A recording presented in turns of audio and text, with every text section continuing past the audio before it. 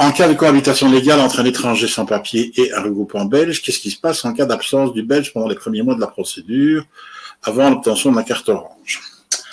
La première partie de la procédure, ça va consister à faire une enquête pour vérifier s'il ne s'agit pas d'une cohabitation légale de complaisance. Donc, si vous vous souvenez, et si on reprend le schéma explicatif par rapport à ça, à la procédure, on voit que ce soit un mariage ou une cohabitation légale, d'ailleurs,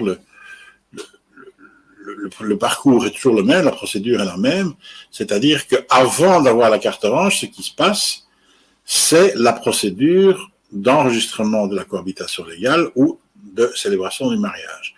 Or, en fait, ça commence par le dépôt il faut d'abord se protéger contre l'expulsion, et puis une fois que c'est fait, on dépose le dossier à la commune va remettre un récépissé, et puis 99 fois sur 100, elle va avoir un doute par rapport au fait qu'il pourrait s'agir d'une cohabitation légale de complaisance ou d'un mariage blanc, et dès lors, elle va commencer une enquête.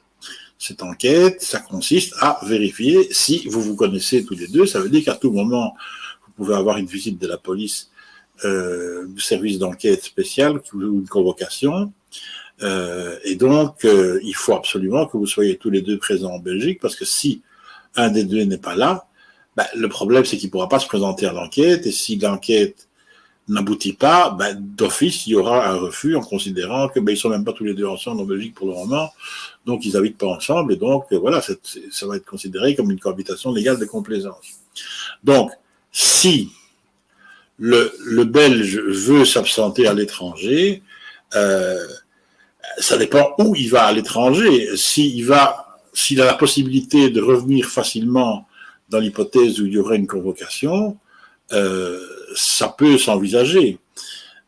Mais si c'est impossible parce que c'est trop loin ou que les occupations sont telles qu'il n'y a pas possibilité de voyager facilement, voilà. Donc si vous allez en France ou en Allemagne, tout près de la frontière, parce que vous en avez besoin pour votre travail et que vous savez revenir d'Ardar si c'est nécessaire, pas de problème.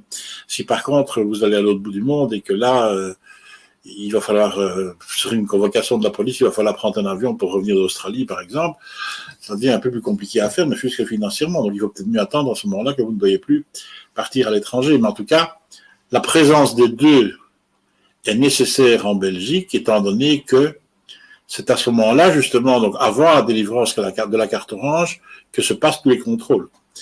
Une fois que la carte orange a été délivrée, ça c'est autre chose. Là, il faut évidemment que le conjoint étranger, donc le sans-papier qui veut régulariser son séjour par le regroupement familial, lui, doit rester en Belgique parce que la carte orange ne lui permet pas de voyager. Par contre, si à ce moment-là, le conjoint voyage, c'est pas grave parce qu'il n'y aura plus de contrôle, il n'y aura plus d'enquête. L'enquête, ça se fait avant l'enregistrement de la cohabitation légale. Mais donc, un départ à l'étranger, c'est possible exclusivement s'il y a possibilité de revenir d'Ardar et faire en sorte que l'administration communale ne le sache pas.